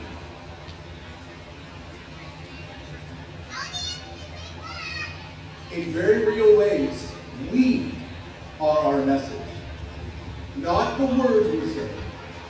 We, the way we conduct ourselves. We are the message. All right, third principle. People in Canada, and we've touched on this, we've heard from the schools today. People in Canada, we are not taught how to use our rights and freedoms. We're not taught that in our schools, are we? Yeah, we're just not. We live in a time in history where, I mean, at least for me, I was taught history, but not what it meant. I was taught about World War II, but I wasn't taught about what the result was, other than the fact that I don't need to speak German because of what happened then. Right? I wasn't taught anything more. I wasn't taught about the Nuremberg Codes. I wasn't taught about that. The same thing goes for the Canadian Bill of Rights. I was never taught about that, other than just glossed over. The Charter of Rights, right? That, again, wasn't taught to me. And I don't think that it's taught to our children either, in a lot of schools. In some places it will be. I don't want to say never. But in a lot of places it isn't. Our children are growing up unaware of their rights and responsibilities as free citizens. Right? Unfortunately. And this leads me to the fourth principle. Historically, it seems that every third or fourth generation, we need to fight for our rights and freedoms. Right? Every third or fourth generation. In Canada, when was the last time that we had people that actually lost their lives fighting for our freedom? World War II is what most people say. Some people will say the Cold War, but the Cold War for most Canadians was out there somewhere. It really, and yes, I know people lost their lives, but when we know that our fathers, grandfathers, and great-grandfathers, when they lost their lives, it was in World War II, and that was to protect our freedom, right? Well, how long ago was that? 3 or 4 generations. It's enough time for us to forget the cost of freedom.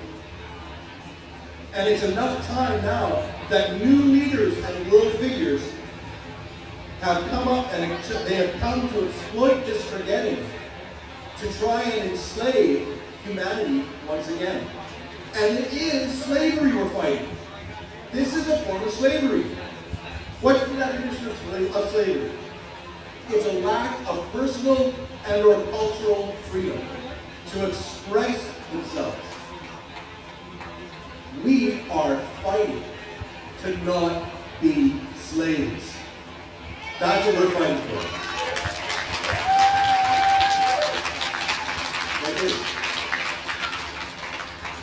And around the world, it doesn't seem to matter what governmental system is in place. It happens the same way in democracies, which are supposed to be about freedom, but aren't. Fascism, communism, monarchies, oligarchies, it doesn't matter. If there is a form of centralized government, the temptation is to restrict the people's freedoms. That's how it works. All the governments around the world right now are saying and doing the same things. Doesn't matter. We're not any more free in a lot of ways than other places now. I've talked with several politicians, and they all say the same thing to me. If the government representatives and leaders don't hear from us, the people, they then assume that they have the right to do whatever they want. Right? That's what they believe. So if we don't say something, write letters, hold these protests, let them know what's happening. If we don't do that, we are giving them tacit permission to do whatever the heck we want. We're saying to them, yeah, go ahead, it's okay. We don't care. That's not what we're here for. That's not what it means to be a free citizen. It's not Canadian. Yeah, it's not Canadian. Not supposed to be. Now, those are the principles. What are some of the actual reasons? I believe that too many people have a worldview that is wanting to believe the good in everything. In Canada, we want to believe that our government leaders have our best interests in heart. We want to believe that people, that our politicians are doing the best they can. That's what Canada is. We're nice. We're nice people. We're very polite. I will apologize before I say something to hurt you.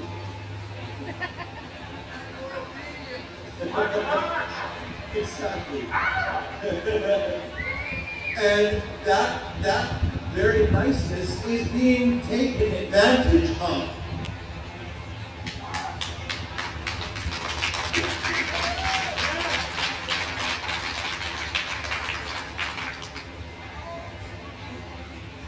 I want to end with two life situations that helped me to change my worldview. And I'm saying this to you not because I want to shock anybody. I'm trying to let you know what my process was and why I chose and I now believe that things are not as they appear to be in our government and around. So I know a person I'm very close to. I've known this person all my life. I trust that person very much. I want to protect their identity, but someone I know very well. That person used to own a whitewater rafting company. And this person, this is about 25 years ago, and this person would take clients and groups into the mountains, far away from cell phone coverage and from any prying eyes. And that was just what he did. One group that came for these trips, believe it or not, were oil company executives. This is 25 years ago already, okay? And the different CEOs and these VPs of the different companies would gather together, go on these trips, and then around the campfire, where nobody can hear them and nobody can see them, they would plan. And they would strategize about how they could extract the maximum amount of money from the public. Yeah, this is real. There's supposed to be laws that stop these cooperations from happening, right? They don't work. These companies have learned a long time ago that they will make way more money if they work together. Why do we think there's no price wars in gasoline prices anymore? They don't need to. They don't need to. And it occurred to me, as I heard this happening, and as I saw this happening, as I drove around Western Canada hauling fuel tankers everywhere, I saw the oil companies working together. And it occurred to me, if the oil companies are working together, what else is happening? What else is happening? I started to wake up a bit. That's the first thing. The second one, the second set of experiences I want to tell you about occurred when I was working as a healthcare chaplain. I used to be a chaplain working in hospitals and long-term care all around Alberta. And I listened to people's stories as I worked with them in the worst end-of-life or trauma situations. And I began to hear stories. I began to hear stories about our government, about our military, about organizations and institutions like education and healthcare.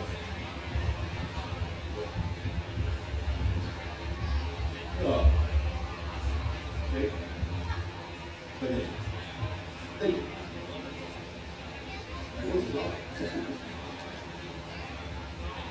So here I am, I'm listening to these stories from people. These people are dying. These people are in great trauma. And they started telling me things about things that were happening behind the scenes of these institutions that no one was supposed to know about and no one was supposed to talk about. But these people were dying, or they were too old to care anymore. Right? And they wanted to make sure that their stories were told. And so I listened. And I began to hear stories of people, of things like I said, that shocked me.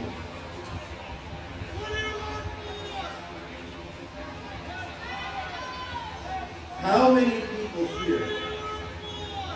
How many people here?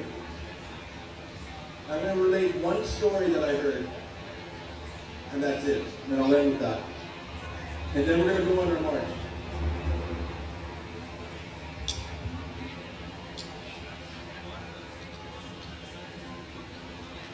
How many people here know that the United States gave asylum to the Nazi scientists and medical researchers? Right? Several of us. Good. I'm glad you know that. It's not so secret anymore. Right? That's been coming out. Documentation has been released. And it's published that scientists, top scientists like Werner von Braun worked on the US rocket program, right? But did you know that many of the medical researchers who did atrocious experiments in the concentration camps were also given asylum by the US? Did you know that? Well, some of you did, I'm glad. But here's the part that helped me wake up to what's happening in Canada. As I started listening to people's stories, I ran into multiple people who grew up here in Canada who experienced the same experiments here in Canada.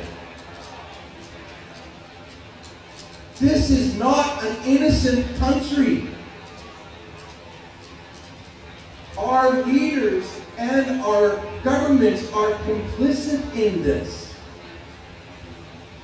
And if you really, really dig, you can find the documentation for yourself. We are not innocent as a country. We want to think we are, but we're not.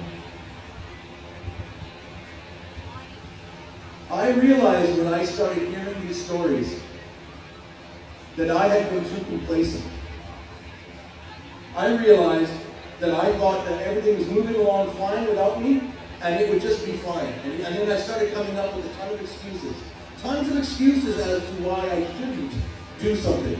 And I want to relate a few of them because if you can hear these, some of these you will know and hear from yourselves, but you will also hear other people talking about these things. And they have to understand what's their motivation. Why do they not want to be involved? Why do they not want to say something?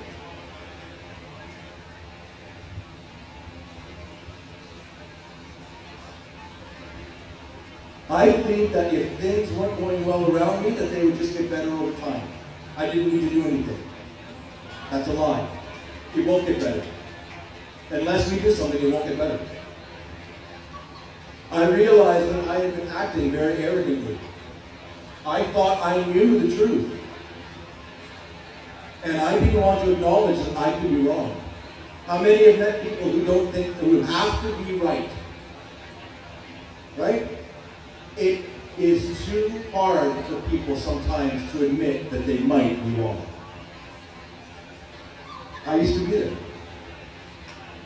I had a need to be certain because my sense of security and safety depended on me being certain. How many have heard this excuse? I don't want to be bothered. Right? I don't want to be bothered. I have doing all these other things. These other things are way more important. It means that I might have to get out of my chair. I might have to get out of my bed or leave the house to say or do something. Right? I value my comfort over truth.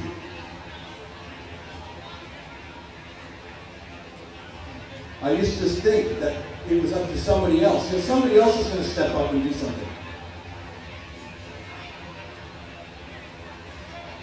And then I started coming up with excuses like, what difference can I make? I'm only one person.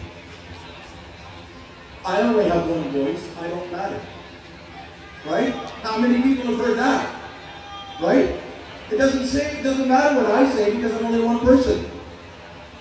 Each one of you is one person, but how much strength is there in who everyone is here? Right?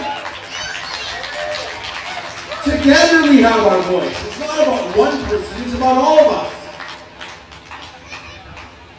What it comes down to is that I was afraid. And I think a lot of people are afraid. Afraid of what their friends might say to them. What, you believe that? How could you? They're afraid of being in conflict with someone. They're afraid of how they might look. They're afraid of what might happen if they said something in their job. And some of those are real fears. But until we value the truth more than our fear, we're not going to wake up. Right? We have to value justice and truth. And it's going to cost us something. But it costs us less the more people stand up. Right? That's why we're here. What if all the doctors in BC stood up at the same time and said, I'm not going to put these false causes of death to COVID on these forms anymore? What if all of them did that? Right? What if all the churches said to the government, we're going to stay open because you cannot take our charter rights away? If all of them did that, what would happen? Sweeping change would happen. We need to find our voice and we need to get out of our comfort zones. And I'm thank you to all of you who have come to do that. You are showing that you want to be warriors, as we're talking. Rally warriors who will bring truth to people. Last, I'll end with this. How do we need to do that? Carefully, respectfully, listening to people and empathizing with them. Because if we antagonize them and we get in their face, what are they going to do? Shut down. Shut down. That's not what we want. We want people to wake up. We don't want them to shut down. Too many people are shut down. We don't want them. So, how many are ready to head on this march? All right. So what we're going to do, we have some signs in the front here. You're more than welcome to borrow them. Make sure you return them after. There are going to be some people that are helping to marshal us. We're going to take the same route that we have before. We're going out on Douglas, down to 4th Street. Now, there are more than 300 people here, so we're going to be on the street. Okay? We're going to be on the curbside lane only.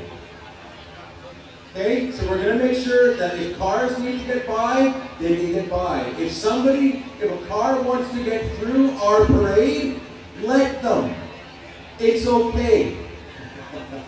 It's totally okay. Now the other thing I'm going to caution or ask us to do is this march, we want it to be a march where people look at us and say, wow, they're not saying anything. They're just marching. And they're doing so respectfully. They're not getting in people's faces. They're not yelling at people. That makes people want to talk with us. That's what we want, right?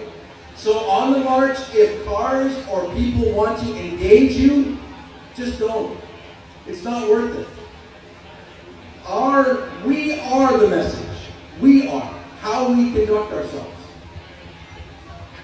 So be respectful, but get out there with the signs, show our support, and we're going to leave in just about 1 minute. Okay, everybody get ready.